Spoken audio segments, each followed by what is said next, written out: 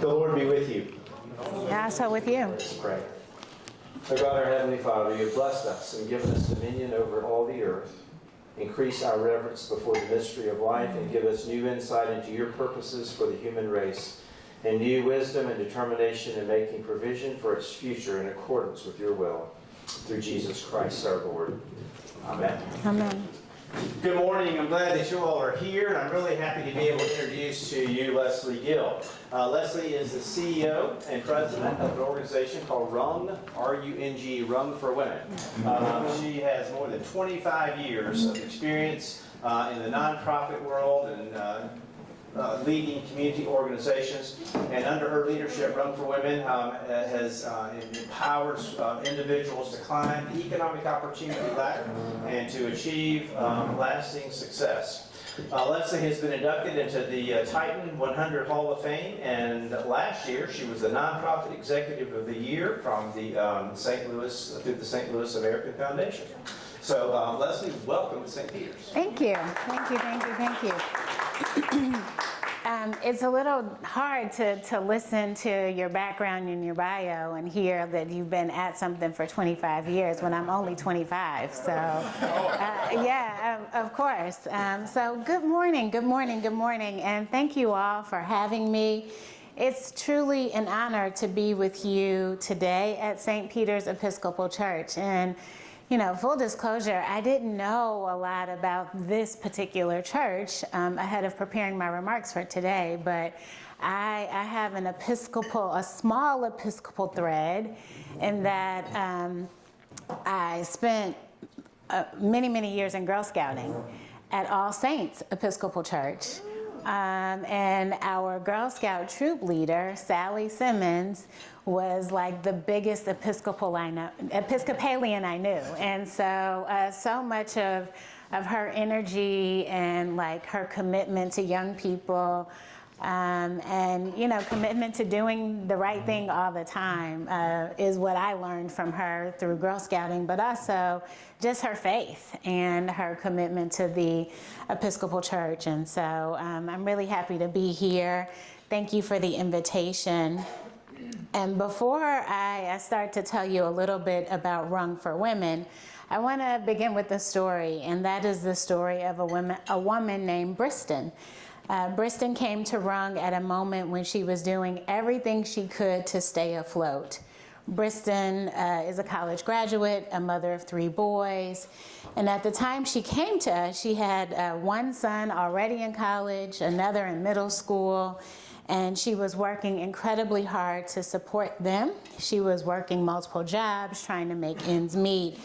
And like so many women today, she was also part of the sandwich generation, caring not only for her children, but also providing support for her aging parents. So Briston probably sounds like someone you know. She was carrying an enormous amount of responsibility. And while she was strong and capable and determined, she was stretched pretty thin, right? She was surviving. But when Briston came to Rung, she didn't need someone to tell her to work harder. She needed a pathway forward. So she entered our geospatial career pathway. She gained new skills and found support and direction. And from there, she secured an apprenticeship with Accenture. Who's heard of Accenture? The big global, big company, global company. And that was just Briston's beginning. Today, Briston is on her 4th promotion at Accenture. She's purchased her first home. Her children are thriving. She now has 2 college graduates, and her youngest son is heading into high school. And for the first time, Briston is able to do something that once felt out of reach. She's moved from surviving to thriving. And that is really what opportunity, support, and community can make possible. And so Briston's story really does reflect something we see every single day at Rung for Women. And that is when women are given the right support, they don't just move forward, they transform. I mean, and that goes for people, right? When people have the right support, they don't just move forward, they transform. And that belief is at the heart of Rung for Women. We really do believe in transformation. And I've also come to learn through my research that St. Peter's is also deeply committed to transformation. At Rung for Women, we serve women across the St. Louis region who are navigating moments of transition. Some are recovering from job loss, some are rebuilding after divorce or health challenges, and some have spent years caring for others and are trying to re-enter the workforce. But almost all of the women that we encounter are faced with one big challenge, and that's economic instability. They don't make enough money to make ends meet. Everything feels harder. But they don't lack talent. They don't lack ambition, and they are not lacking resilience. What they lack is opportunity to access, opportunity to networks, to resources, and a support system that will help them move forward. That's where Rung comes in. We provide career coaching, financial planning and education, health and wellness support, and a structured pathway to a sustainable employment opportunity. And we are actually seeing really great results. So our most recent cohort, so all of our members, we call them members, our participants are called members, they all start together in their journey at Rung. They pick a career pathway, and it's a 1-year commitment. So 1 year, about 10 to 15 hours a week to really transform their lives. And our most recent cohort, cohort 8, completed their 1-year journey at the end of March, and 71% of the participants achieved a new job, a raise, or a promotion, and the average income increase was about $22,000. So that's not just the number, that's rent being covered, that's childcare becoming possible, that's debt being reduced, that's a woman being able to breathe again and plan for her future.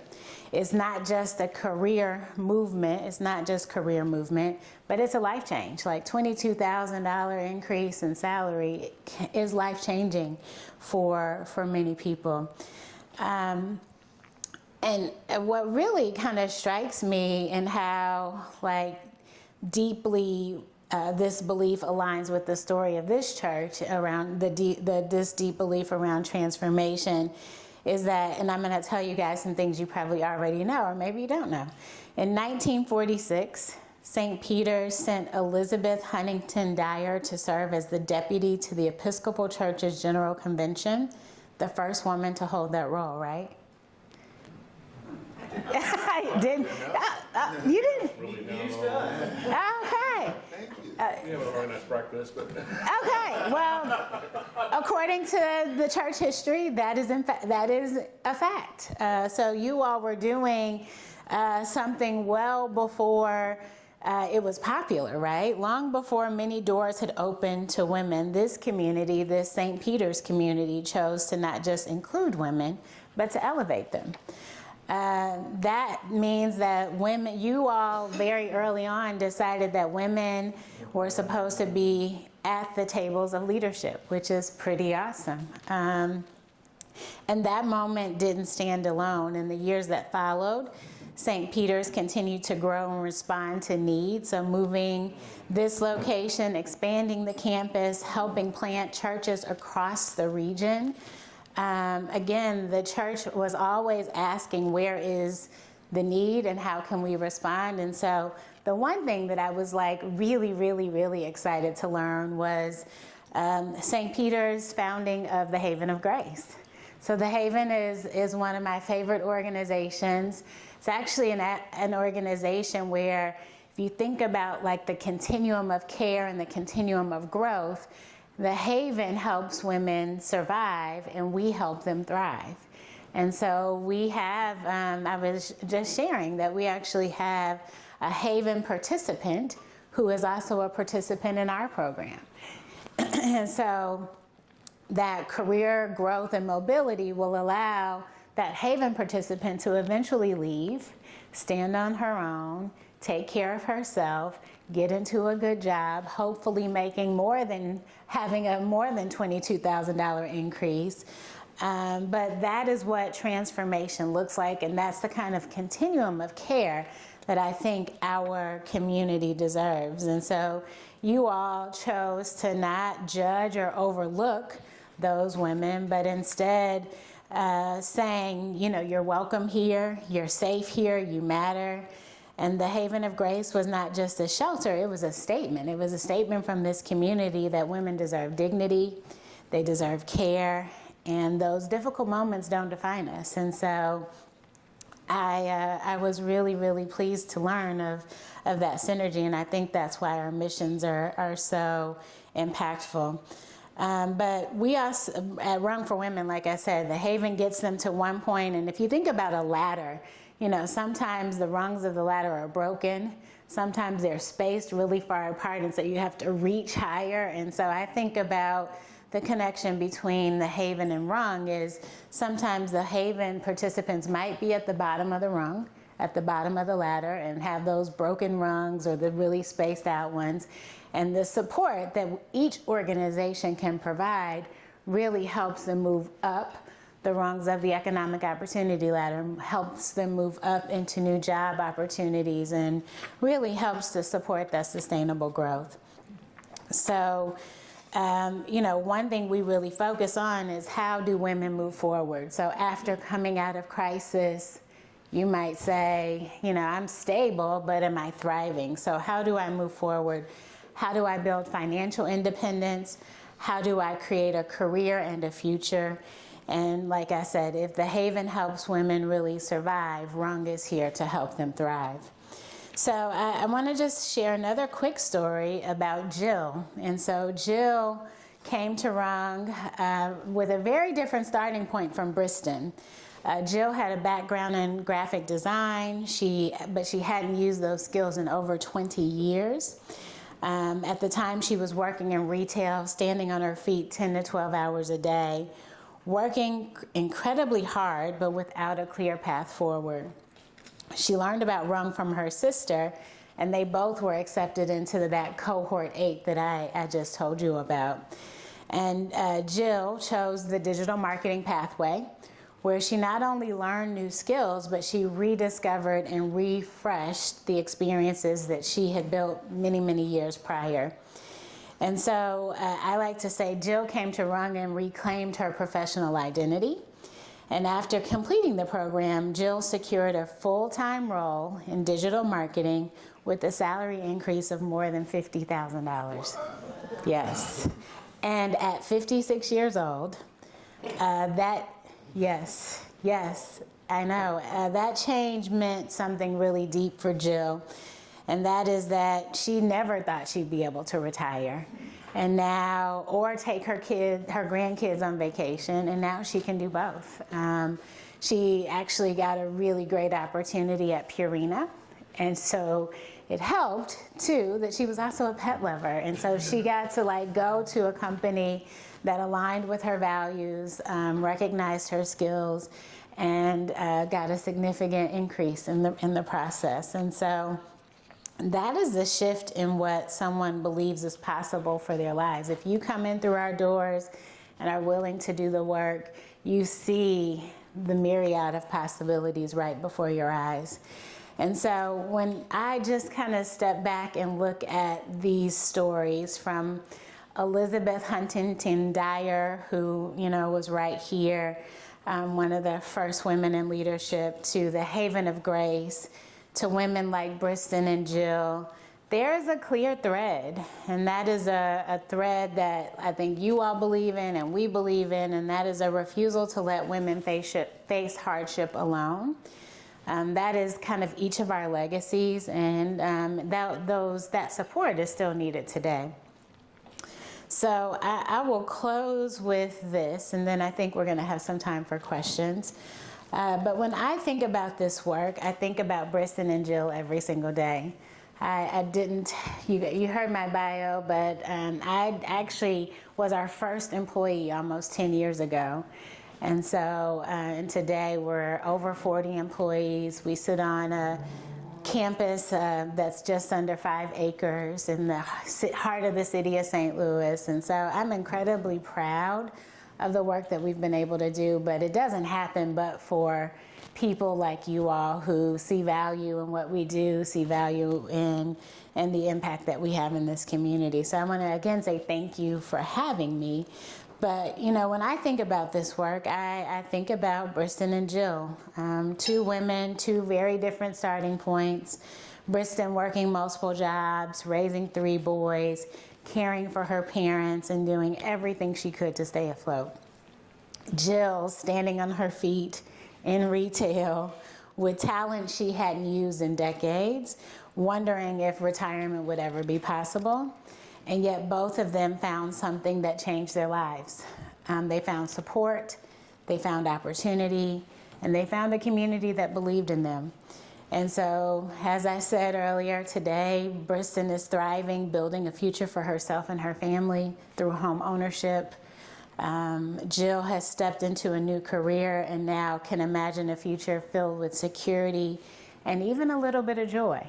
And their stories are so very different, but what connects them is this, and that's that neither of them had to walk through that transition alone. They had their Rung community. So much of our work is focused on like being cheerleaders, being there side by side with our members as they achieve their goals. We're not doing any of this for them. They are doing the work, and we are just there to provide the support. And then, you know, I think about the women at the Haven, right? And Elizabeth Huntington Dyer, the thread that threads through compassion and courage and dignity and the belief in dignity. And when that support comes together, we see what's possible. We see what's possible for our community. We were just talking about, you know, the city-county divide and all the great things that are happening in St. Louis, but sometimes we're harder on ourselves than other people are.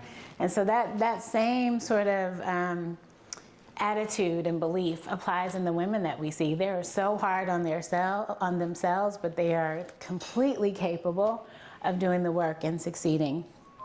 And so when that support like happens here, the support that happens here at St. Peter's, the support at Rung, at the Haven, when that support comes together, we see lives change, we see families strengthened, we see futures rewritten, and we see outcomes like we've seen at Rung, again, where that 71% of women are stepping into better jobs, higher wages, and new opportunities.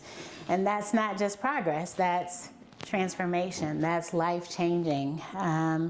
And so I will just leave you with, when we invest in women, we don't just change individual lives, we strengthen families, we strengthen communities, and the future is so much brighter. So thank you for the legacy that you've built here at St. Peter's, and I'm really happy to be here, and we'll answer any questions you may have.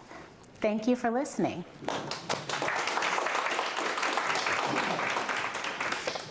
Jimmy, before I come over there, Leslie, I just wanted to point to someone who was responsible for the founding of Haven of Grace, and I kind of saw her perk up a little bit when I love this. Awesome. Sally Lemkemeyer. Nice. Doing great work. But I gotta say, I didn't do it by myself. Of course. St. Peter's had started it. There were 12 of us. Wow, that's awesome. Yeah. So can I ask you a question? Did you ever imagine that it would be what it is today? Was this like always the vision, or did you think, you know, we'll do good work? When we started, we said, but the trouble we've gone to, if this lasts for 3 years, it'll be worth it. Wow. And we're just celebrating our 40th year. Yeah. That's awesome. 3 years? Yeah. That's awesome. That's awesome.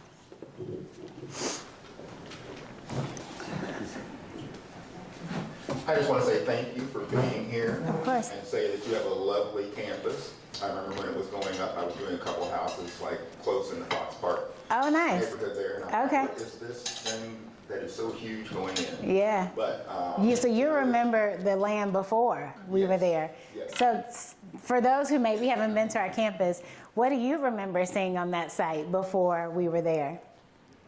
Wasn't it just like land? There might have been a couple buildings, but it was derelict. Yeah, so when we acquired the land, so we're on Sydney Street, if anyone's ever been to Sydney Street Cafe. We are just west of Sydney Street Cafe. And when we acquired the land in 2008, it had been vacant for about 10 years. There were some structures on the land, but when we walked into one of the structures, you could look up and see the sky.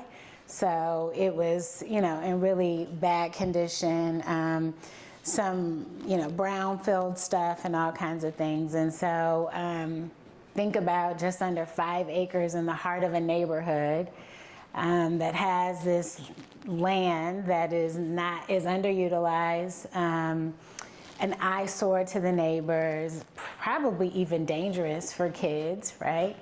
And so we came in, and I'm not gonna lie, I didn't see the vision at first.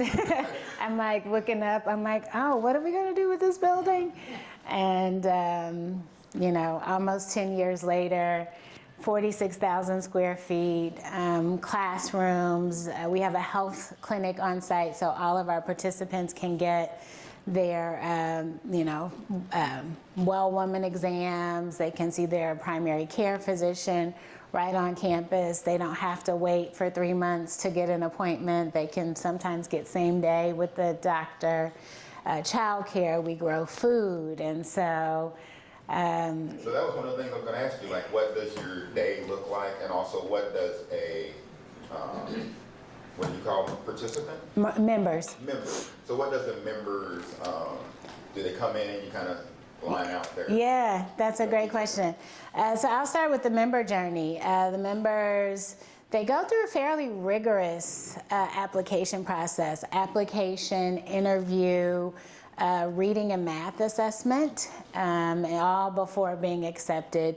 So on average, we have about somewhere between, on a light cycle, 400 applicants, on a high cycle, 1,000 applicants. And we typically select between 75 and 100 participants for each class. And so a fairly rigorous application process. So once they're through the application process and they're admitted, they commit to about 10 to 15 hours a week for up to a year. And so that includes coaching, that includes one-to-one coaching, small group coaching, that includes their skills training. So they do all of their skills training on campus. What's really interesting about our skills training is so often many of our career pathways are industries where women have historically been underrepresented. And so we bring in women from that industry to work as learning lab facilitators so that our participants can see women like them that are working in those fields, start to build those relationships.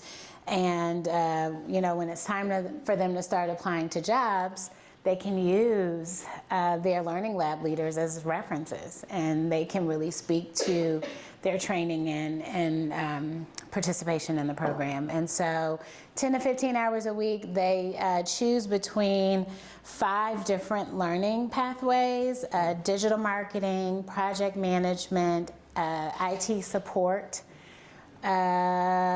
geospatial, and I always forget the 5th. Wellness? Nope, not health and wellness. But we are contemplating going back to health sciences like medical coding and some of the other sort of non-direct patient areas in healthcare because there's such a need. What is the 5th one that I'm forgetting? Did I say? I said project management.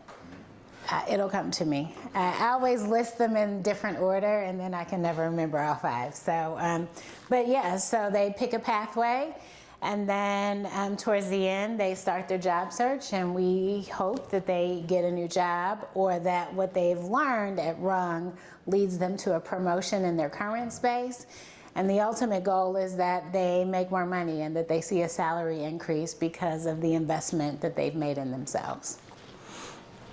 I'll also share we have 2 full-time therapists. So a lot of what we saw through our research is that, you know, either physical health or mental health were keeping women from being professionally productive. But often those two things are, we're not within reach, right? So either I can't afford to see a therapist because it's out of network and my insurance doesn't cover it. I don't have time to go to the gym. I don't have time to cook healthy food. And so we try to remove all of those barriers. And they can come, we have a gym on site, they can see the doctor, they can get good food, we grow food, we yield about 5,000 pounds a season of everything from leafy greens to watermelons. So we do a weekly farmers market for our members, and they can get fresh produce and take them home to their neighborhoods and share it with their neighbors and family. Yeah. Leslie, how are you funded? So we are a nonprofit. We're a 501c3. Our founder and primary funder, her name is Allie Hogan. And if any of you are familiar with the Taylor family as an enterprise, she's Jack Taylor's granddaughter. And so for Allie, this was really a very personal mission, because there hasn't been a man born in their family in 78 years. Right, yeah. And so she was, surrounded by strong women, and wanted to make sure there was a space where women could continue to invest in themselves, both personally and professionally. Yes. Didn't Allie actually used to have a run, I remember, on Manchester, the boutique. Yes. Yeah. She had things for children or Yep. yes. That's correct. It transformed into this. Correct. That is correct. So we started as a resale clothing boutique. And the purpose was to help women dress for the jobs that they wanted. And all of the proceeds from the resale clothing boutique went to support organizations that had girls and women at the center of their mission. And so Allie did that for about 10 years and learned that women needed more than clothes. And so she decided, like in late 2016, to reimagine the mission, and here we are today, almost 10 years later, having worked with over 1,000 women. Many of them in new jobs have gotten raises or promotions, and we're just getting started. We're just getting started. So our goal is to hopefully support about 5,000 women by 2030. So in the next few years, we want to really increase our impact. So being a builder developer, do you have a pathway to home ownership? We do. I mean, certainly we want, as women are making more money, we want them to make sure that that money, that incremental difference is working for them long term. So we do have members who've purchased their first homes as a result of their salary increase, and that is a goal for many of our members. We do have a financial education component, so they can get financial coaching. We have a donor who very intentionally wants to help members pay down debt. Many of our members have really high interest credit cards, anywhere from 25 to 32%, really high interest credit cards. And so, those kinds of things get in the way of them having, the necessary financial position to own homes. And so those are some of the goals that we work on with them. But I wouldn't say, we don't say go own a home. We will provide the support if they're interested in doing that. How do you work with the various community partners that you have, and how That's a church like ours that's a great question. partner with you? Yeah, so we are always looking for volunteers. So we have, if you're interested in gardening and want to help on our farm, we're always looking for farm volunteers. We're looking for volunteers who will do resume review and interview prep with our members. We have a simulation lab on campus, and so we bring in volunteer actors who simulate experiences that got people fired the previous 30 days. And I haven't done it, but I understand there's mild, medium, and spicy. And so we're always looking for spicy actors who want to come in and role play and really help members be better at those skills, whether it's salary negotiation, interview prep, resume review, or being, if you have like a certain expertise in, say, manufacturing or digital marketing, you can come in and be a learning lab leader. And so those opportunities are on our website. And then, of course, I would not be doing my job if I didn't say we will also take your money. We are a nonprofit. We're constantly raising money. We actually have our one and only fundraiser today. This afternoon, actually, we have a brunch at our campus. It's called Drag Me to Brunch. So it's a good time. It's a really good time. But yeah, so we're constantly looking for ways to engage with the community. Also, I would say one big area is if you have women in your ecosystem who could, benefit from our mission, send them our way. If you have, members of the congregation who you were like, they just need a little boost, send them our way. So we see community partners as really fertile ground for recruitment of participants as well.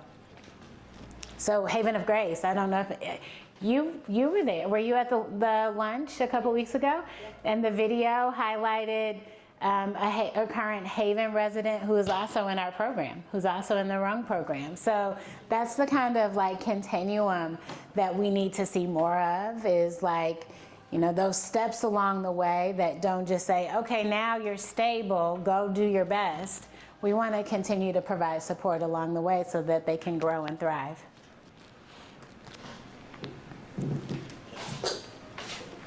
We probably need to let you get to your brunch. I Wow, know. that's pretty impressive. You sit up here Yeah, and of then have course. another event. Yeah, no. Leslie, thank you so much. Thank you for having me. I really appreciate it. Appreciate you being here. I feel Sally Simmons like looking down, being really proud of this Girl Scout. So thank you so much. Thank you all for being a part of this. Of course.